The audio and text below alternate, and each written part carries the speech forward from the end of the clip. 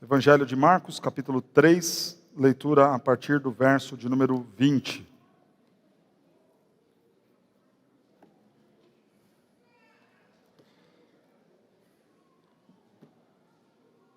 Quem é Jesus para você? Jesus é um louco? É um demônio? Ou é o seu Salvador? Quem é Jesus para você? Louco, demônio ou Salvador? Vamos aprender sobre isso no nosso texto, que diz assim: Então ele foi para casa. Não obstante, a multidão afluiu de novo, de tal modo que nem podiam comer. E quando os parentes de Jesus ouviram isto, saíram para o prender, porque diziam: está louco, está fora de si. Os escribas que haviam descido de Jerusalém diziam: está endemoniado, está possesso de Belzebu. E é pelo maioral dos demônios que ele expele os demônios. Então, convocando-os, Jesus lhes disse, por meio de parábolas. Primeira parábola: como pode Satanás expelir a Satanás? Segunda parábola: se um reino estiver dividido contra si mesmo, tal reino não pode subsistir. Terceira parábola: se uma casa estiver dividida contra si mesma, tal casa não poderá subsistir. Se, pois, Satanás se levantou contra si mesmo e está dividido, não pode subsistir, mas perece. Quarta parábola: ninguém pode entrar na casa do valente para roubar-lhe os bens, sem primeiro amarrá-lo, e só então lhe saqueará a casa. Em verdade vos digo que tudo será perdoado aos filhos dos homens, os pecados e as blasfêmias que proferirem. Mas aquele que blasfemar contra o Espírito Santo não tem perdão para sempre, visto que é réu de pecado eterno. Isto porque diziam: está possesso de um espírito imundo. Nisto chegaram sua mãe e seus irmãos, e tendo ficado do lado de fora, mandaram chamá-lo. Muita gente estava sentada ao redor dele, e lhe disseram: olha, tua mãe, teus irmãos e irmãs estão lá fora à tua procura. Então ele lhes respondeu, dizendo: quem é minha mãe e meus irmãos? E correndo o olhar pelos que estavam assentados ao redor, disse: eis minha mãe e meus irmãos. Portanto, qualquer que fizer a vontade de Deus, esse é meu irmão, irmã e mãe. No final do ano, eu e a Vanessa fizemos com o João e com a Cecília o Advento, a preparação para o Natal. Estudos bíblicos que falavam sobre Jesus. E respondiam justamente a esta pergunta: quem é Jesus? E para cada dia do Advento, nós estudávamos com as crianças uma informação bíblica sobre quem era Jesus. Então, em um momento, ele é o caminho. Em outro momento, ele é o bom pastor. Em um outro dia, ele é luz. Ainda outro, ele é pão. Ainda outro, ele é a porta das ovelhas. E a cada dia nós víamos então quem é Jesus, a partir daquilo que a Escritura revelou sobre o nosso Cristo. E sabe o que aconteceu na cabeça do nosso filho de 4 anos? Ele então chegou um dia, apontou para a porta de casa e falou: é Jesus. Apontou para a lâmpada e falou: é Jesus. Apontou para o pão que estava em cima da mesa e falou: é Jesus. E ele começou a falar: é Jesus, papai. É Jesus, papai. Mais curioso ainda foi esses dias. Estávamos no trânsito, indo levar a Cecília no médico, o João no banco de trás. Daqui a pouco o João começa a falar: olha lá, é Jesus. É Jesus. Foi pronto, está abençoado demais. Está vendo Jesus aqui no meio de São Paulo, no trânsito. Glória a Deus, converteu, Senhor. Louvado seja Deus, está cheio do Espírito Santo. É Jesus, papai, é Jesus. E eu dirigindo sem entender o que ele estava vendo, onde é que ele estava vendo Jesus. Daqui a pouco lá no fundo a gente viu uma igreja com uma cruz, uma torre com a cruz, e ele apontava e falava: é Jesus, é Jesus. Mas quem é Jesus? Essa pergunta intrigava todos os que ouviam falar dele e viam seus feitos na Galileia, quando ele iniciou o seu ministério. Quem é ele? De repente um boato. Alguém foi curado. Alguém que estava possesso de demônios há muito tempo, agora está liberto. Eis ali um cego que passou a enxergar, um mudo que tornou a falar. E quem é este homem que está fazendo essas coisas? É o Messias? É Elias? É um impostor?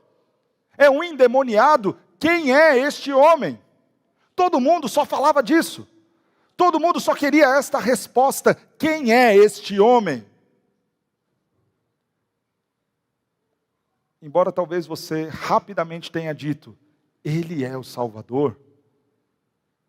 Esta pergunta, ou a resposta a esta pergunta, não mudará em absolutamente nada quem ele é. Mas certamente a resposta a esta pergunta mudará a sua vida e determinará o seu futuro. O que você pensa sobre Jesus não muda quem ele é. Ele continuará sendo Deus, ele continuará sendo Salvador, ele continuará sendo nosso Cristo. Mas a resposta errada a esta pergunta fará de você alguém condenado para todo sempre. Então, mais uma vez, quem é Jesus? Um louco, um demônio ou o Salvador? Nós veremos que neste momento do ministério de Jesus, onde ele inicia ali as primeiras curas, os milagres, 3 grupos vão ver Jesus de formas diferentes. A sua família vai vê-lo como louco. Os escribas e fariseus o verão como endemoniado. E a multidão que estava aos seus pés o verá como realmente ele é o Filho de Deus, o Salvador. Quem será você? Em que grupo você estará? Os que o veem como louco, como demônio ou como Salvador? Quem é Jesus? O ministério de Jesus pode ser dividido em 2 momentos quando consideramos aí a geografia do ministério de Jesus. Ele inicia o seu ministério na Galileia, na região de Cafarnaum.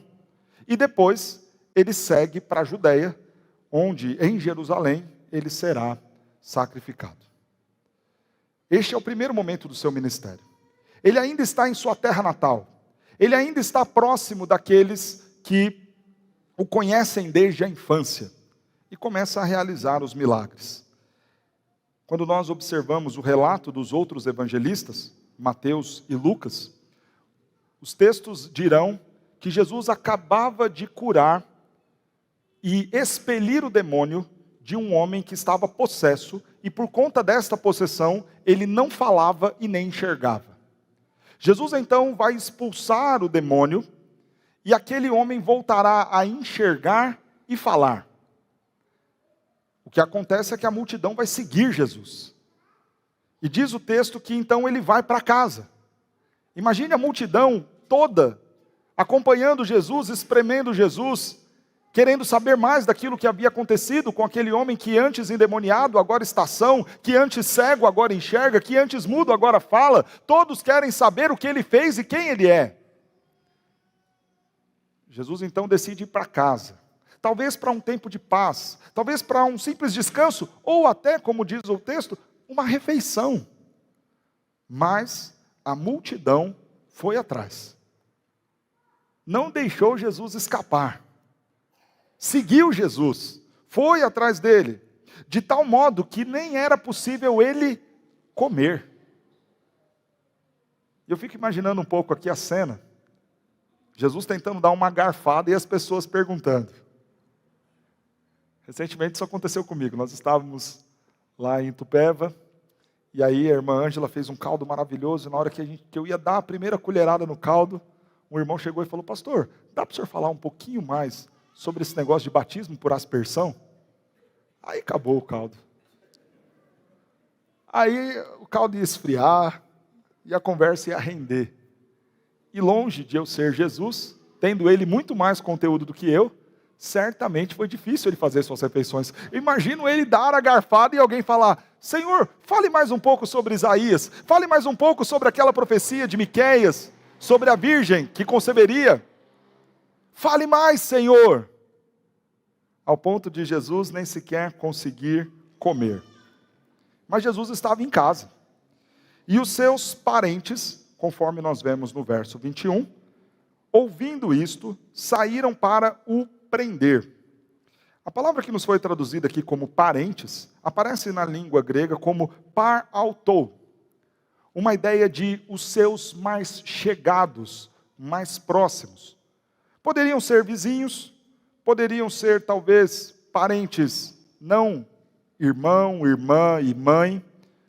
Mas quando nós olhamos a sequência dos fatos, nos indica o texto que de fato aqui está se tratando da mãe de Jesus e dos seus irmãos. E aqueles que vêm do catolicismo romano podem estranhar essa expressão. Como é que é? Irmãos de Jesus? Como assim? E Maria Imaculada? A Virgem Maria? Não, ela só teve Jesus. Não é o que a Bíblia diz. Veja o que nos diz o texto de Marcos, capítulo 6. Não é este, lá no verso 3, o carpinteiro, filho de Maria, irmão de Tiago, José, Judas e Simão? E não vivem aqui entre nós suas irmãs? E escandalizavam-se nele. A Bíblia nos informa que Jesus teve irmãos e irmãs. 4 irmãos e pelo menos 2 irmãs. O nome das irmãs não é citado, mas fato é que Maria foi mãe de outros meninos e pelo menos mais 2 meninas depois de ter dado à luz a Jesus. Mas sabe o que é curioso? Que o Evangelho de João, capítulo 7, vai nos dizer que estes irmãos de Jesus não acreditavam nele. Não acreditavam que ele era o Messias. Veja o que diz a Escritura. Passadas estas coisas, Jesus andava pela Galileia. É o mesmo momento. É este momento. O início do ministério de Jesus, ainda andando pela Galileia. Porque não desejava percorrer a Judeia, visto que os judeus procuravam matá-lo. Ora, a festa dos judeus, chamada de Festa dos Tabernáculos, estava próxima. Dirigiram-se, pois, a ele e os seus irmãos, e lhe disseram: deixa este lugar e vai para a Judeia, para que também os teus discípulos vejam as obras que fazes. Porque ninguém há que procure ser conhecido em público e, contudo, realize os seus feitos em oculto. Se fazes estas coisas, manifesta-o ao mundo, pois nem mesmo os seus irmãos criam nele. Parece um pouco estranho essa afirmação no final, feita por João. Pois nem mesmo seus irmãos criam nele. Ora, eles não estão falando para Jesus ir para a Judeia, se revelar, tornar público os seus feitos. Não foi esse o conselho dos irmãos de Jesus? Ei, Jesus, você está aqui só na Galileia, por que você não vai logo para a Judeia? Está tendo a festa dos tabernáculos. Milhares de pessoas em Jerusalém. Vai lá, torna-te conhecido. Por que você fica aí em oculto? E aí depois João completa este relato dizendo: porque eles não criam nele. Sabe por que os irmãos de Jesus queriam que ele fosse para Jerusalém? Não é para que o ministério público de Jesus começasse, e pessoas crescem, e vidas fossem alcançadas.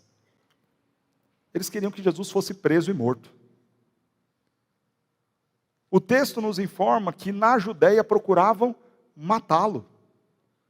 E o que os irmãos de Jesus estão propondo, a partir da afirmação final de João, é o seguinte: por que você não vai logo então para a Judeia?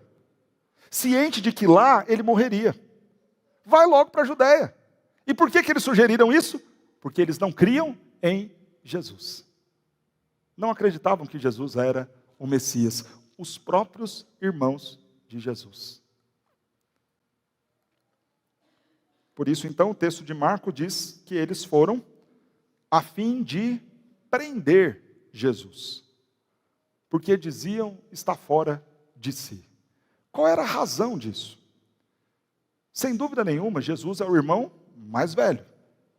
Com esse número todo de irmãos aqui, talvez o mais novo entre estes fosse ainda um adolescente. Agora imagina você estar lá, tentando fazer sua pescaria, ou a sua compra no mercado, e alguém olha para você e começa a zombar. Ô, você não é irmão daquele doido lá? Daquele que está falando que é o Messias? É você sim. Claro que é você. E você não é irmã dele? Ele pirou. Irmãos, imagine a dificuldade para os irmãos de Jesus. Fosse pelo constrangimento com os demais que também não acreditavam em Jesus, fosse até mesmo pela inveja. A mesma inveja que tomou o coração dos irmãos de José, que o vendo destacar-se, desejaram-lhe a morte e tramaram a morte de José. Fato é que os irmãos de Jesus não queriam que ele seguisse. Além de todo o tumulto.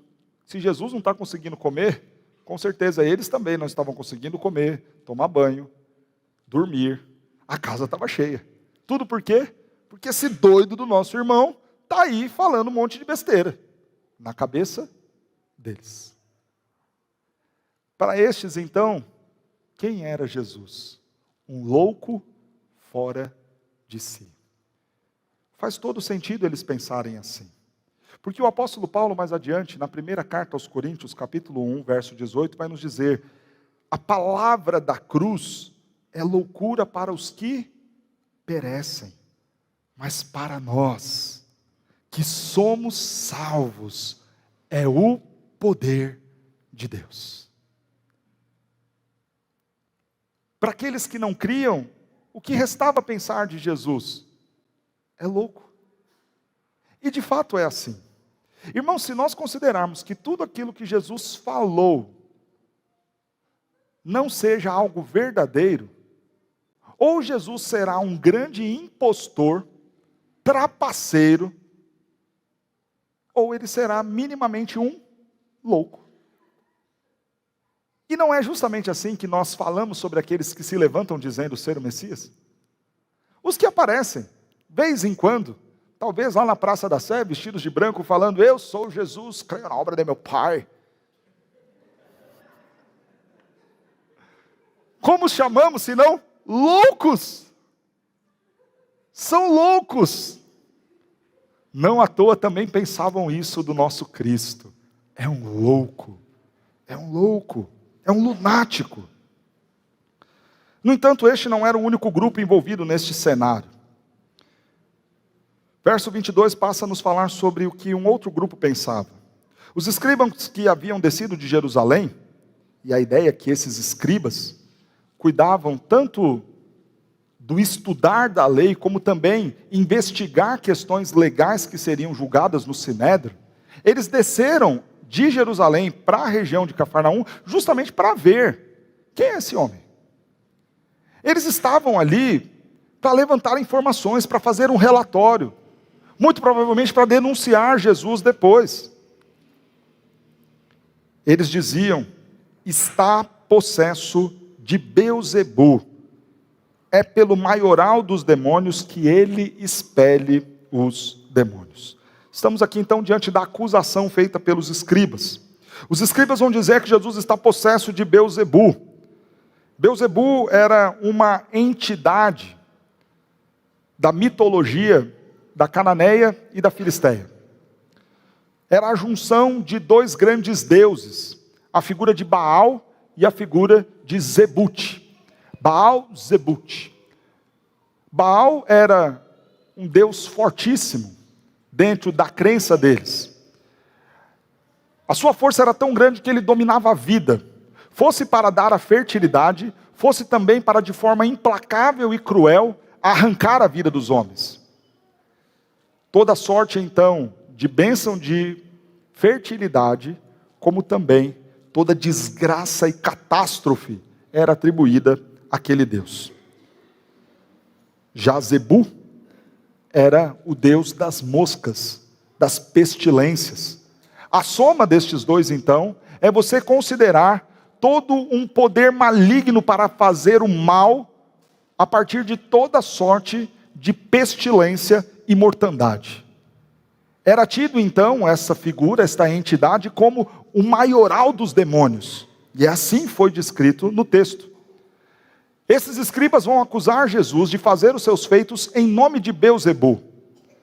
Ele é um agente, ele é um possesso, ele é um endemoniado por esta entidade.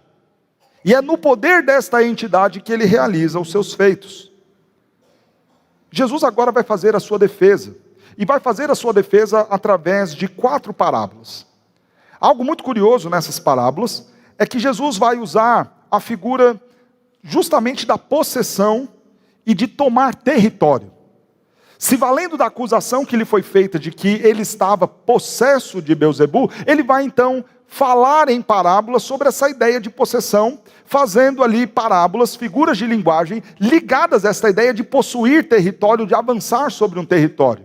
E a primeira parábola que ele propõe é, lá no verso 23, pode Satanás expulsar Satanás?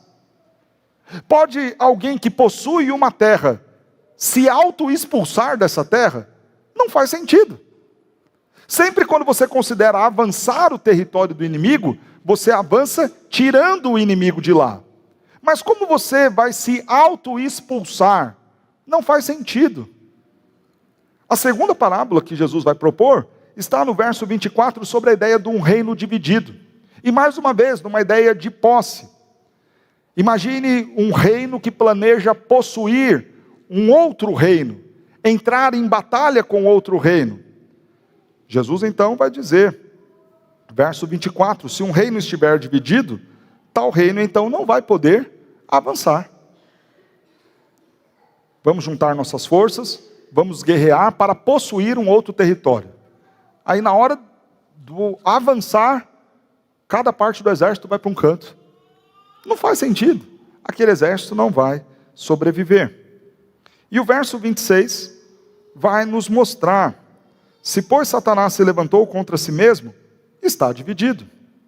No verso 25, Jesus vai fazer então a terceira parábola, falando sobre a casa dividida.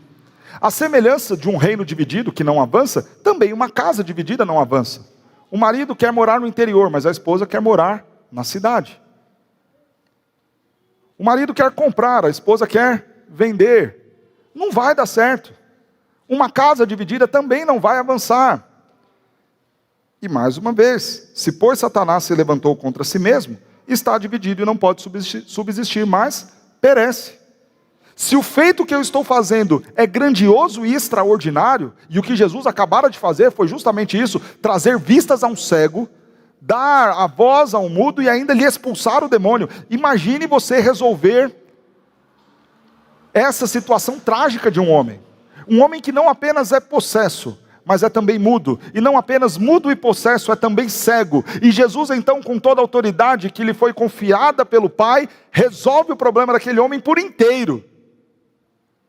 Se o reino estiver dividido, é impossível que obra assim seja feita.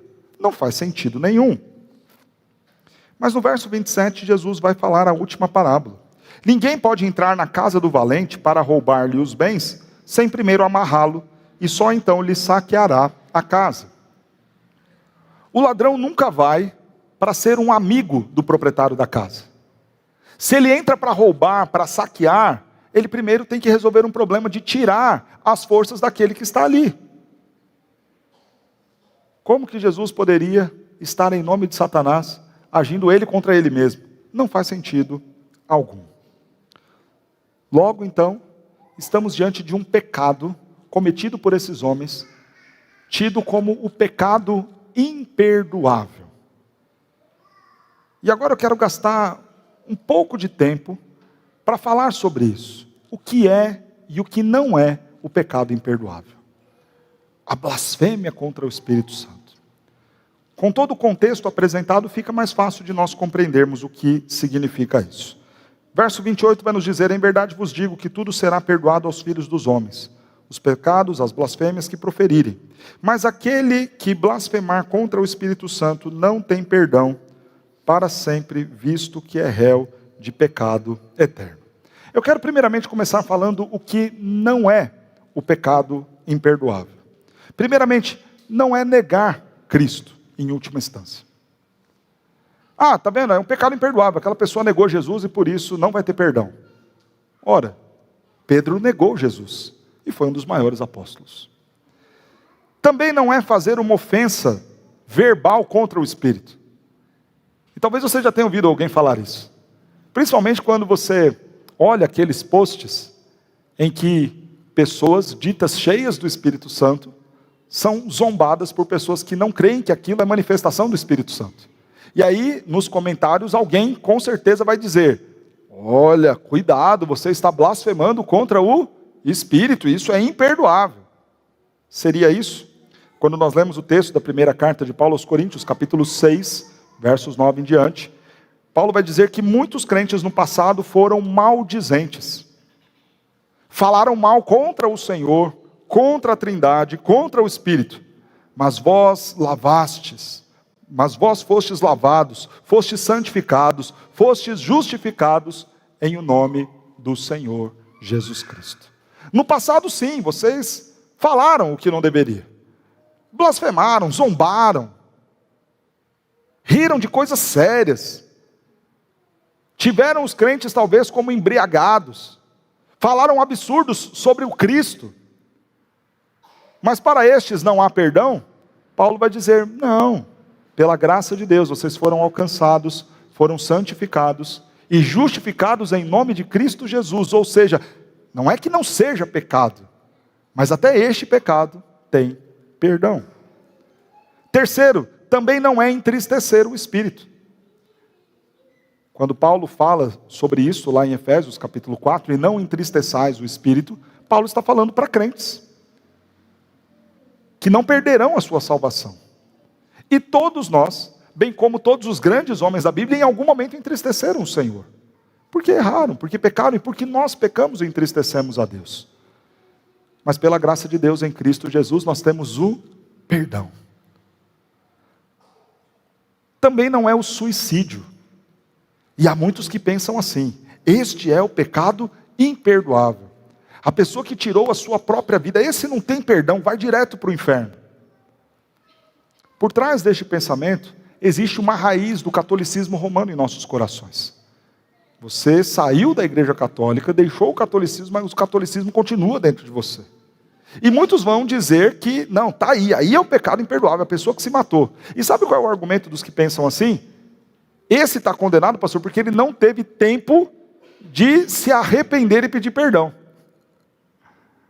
Como se eu e você tivéssemos tempo e condições de, antes da nossa morte, nos lembrarmos de todos os erros que cometemos e até mesmo nos arrependermos de todos eles. Esquece. Se fosse assim, todos nós seríamos condenados. Ou você acha que até o final da sua vida você de fato vai se arrepender de todos os seus pecados? E vai lembrar de todos os seus pecados? E vai até mesmo saber de todos os seus pecados? Quantas são as vezes que nós ofendemos pessoas e nem sabemos? Até um belo dia que a pessoa chega e fala: olha, estou muito chateado com você. E você fala: oi? Como assim? Lembra aquele dia, em 2015? Esposa faz isso, né? Você está lá, você acorda feliz, você está contente. É o dia do Senhor, aí olha para ela, ela está brava, aí você fala: que foi, amor? Você sabe. Você sabe o que você fez. Quando? Você sabe. E aí se eu morro nessa hora? E se eu morro nessa hora?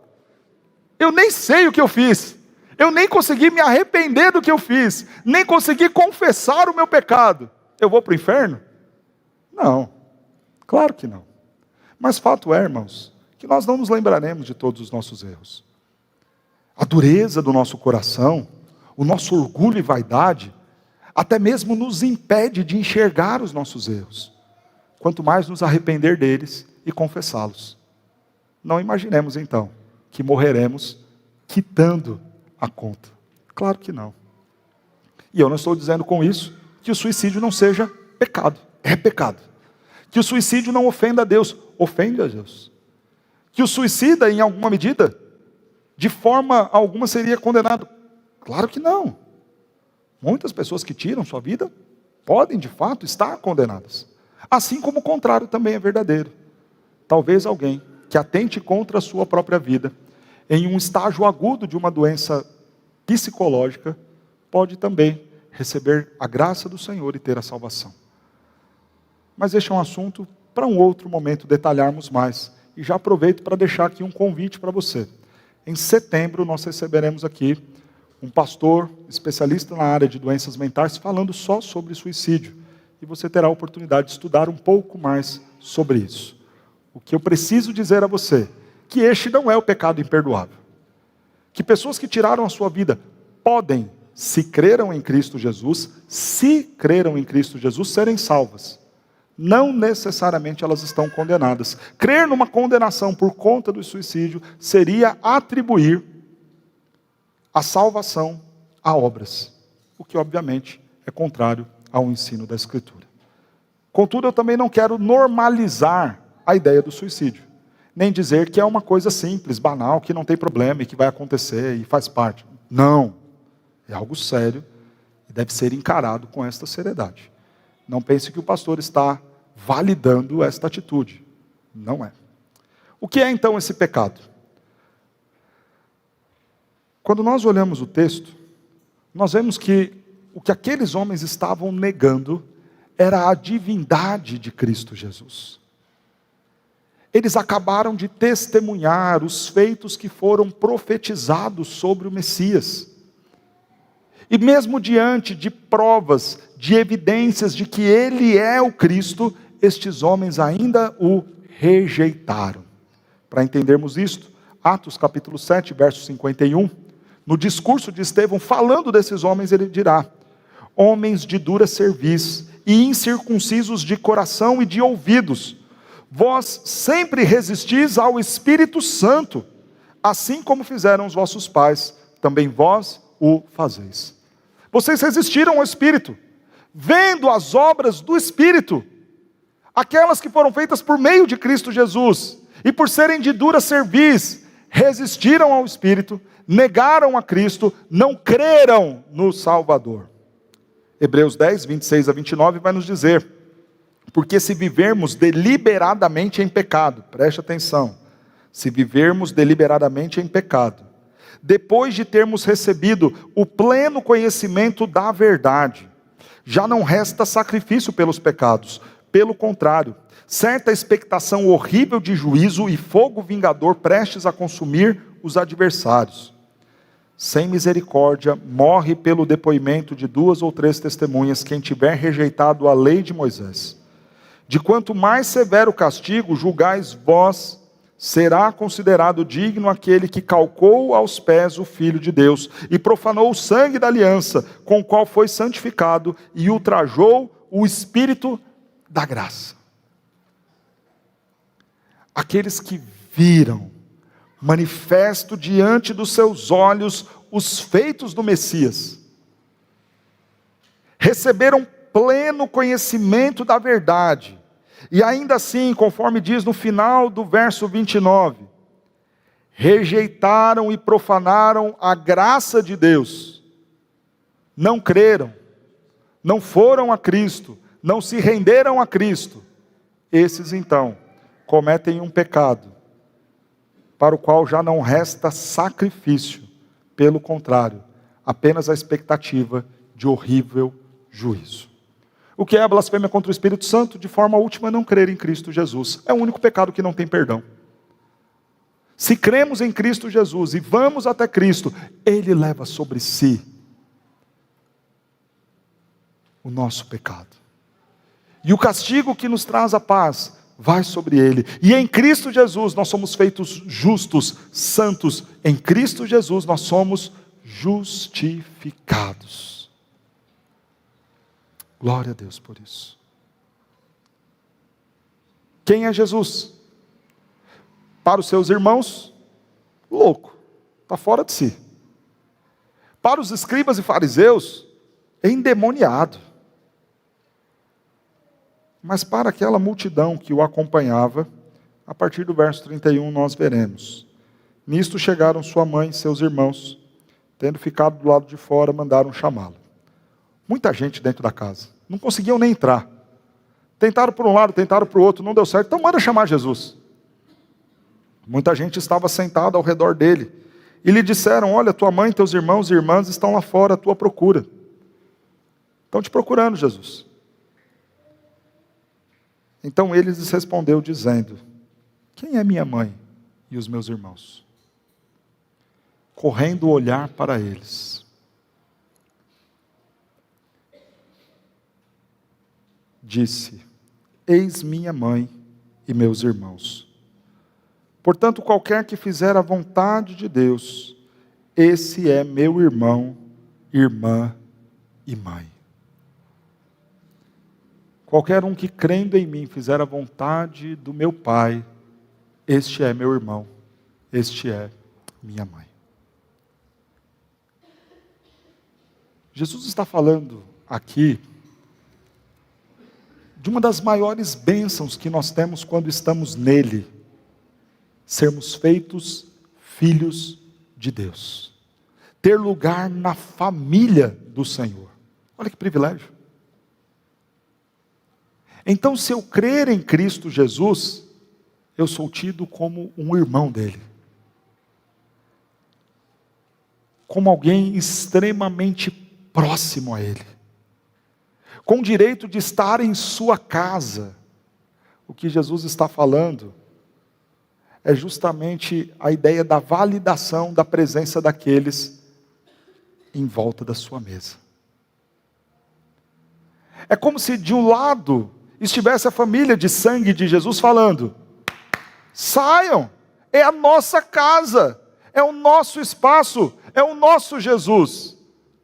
Saiam daqui, vocês estão loucos, não há lugar para vocês aqui. Mas do lado de dentro, Jesus olha para aqueles que creram no seu nome e diz: vocês estão no lugar certo, vocês estão na minha casa, vocês estão ao redor da mesa, e aqui vocês podem ficar. São os meus irmãos, são os meus irmãos. Isso vai ser dito lá em Apocalipse: eis que estou à porta, quero ter intimidade, e bato. Se alguém abrir, eu entrarei, e cearei com ele, e ele comigo. É o convite de Apocalipse 19, venham para as bodas do Cordeiro, sentar-se à mesa com o Senhor, estar na presença dele, intimidade com ele. Esse é um privilégio de todos aqueles que creram no nome de Jesus. Pai e mãe terreno podem nos rejeitar, nossos irmãos sanguíneos podem até tramar a nossa morte, mas quando nós cremos em Cristo Jesus, temos o Filho de Deus ao nosso lado. A igreja pode nos rejeitar, o pastor pode nos rejeitar, nossa família pode nos rejeitar, mas se estamos em Cristo Jesus, somos aceitos, somos amados, somos convidados à plena intimidade e comunhão com Ele. E somos chamados irmãos, e somos chamados filhos de Deus. É desfrutar do cuidado do Pai, do carinho do Pai, da atenção do Pai. É desfrutar das bênçãos do Pai, do consolo do Pai, do amor do Pai, da provisão do Pai.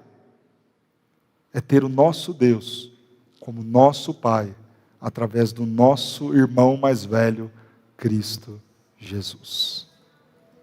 Que privilégio, que grande privilégio temos e recebemos ao crer em Jesus. Quem é Jesus? Quem é Jesus para você? É um louco? É um demônio? Ou é o Salvador? Quando você conversa com um ateu, ele vai dizer que Jesus foi um homem e um louco. E não, realmente ele existiu. Qualquer pessoa minimamente comprometida com a verdade histórica vai dizer que Jesus existiu, porque de fato Jesus existiu.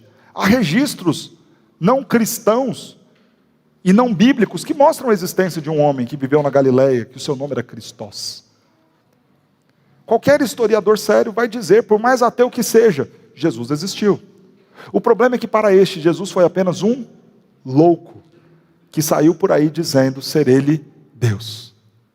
E vão zombar dele e rir. Onde já se viu um homem comum dizendo ser Deus? Isso é loucura. Para outros que querem se aproximar de Deus através de outras religiões, Jesus será um herege. Jesus será um demônio. Todas as doutrinas, todos os ensinamentos que negam a divindade de Jesus, o têm como quê então? Como um demônio. Se ele não é Deus, se ele não é o grande profeta, o Verbo encarnado, se ele é uma afronta às outras religiões, o que ele é, senão obra do maligno? Mas e para você? Quem é Jesus? A resposta a essa pergunta não mudará em absolutamente nada aquilo que ele é. Ele continuará sendo Deus.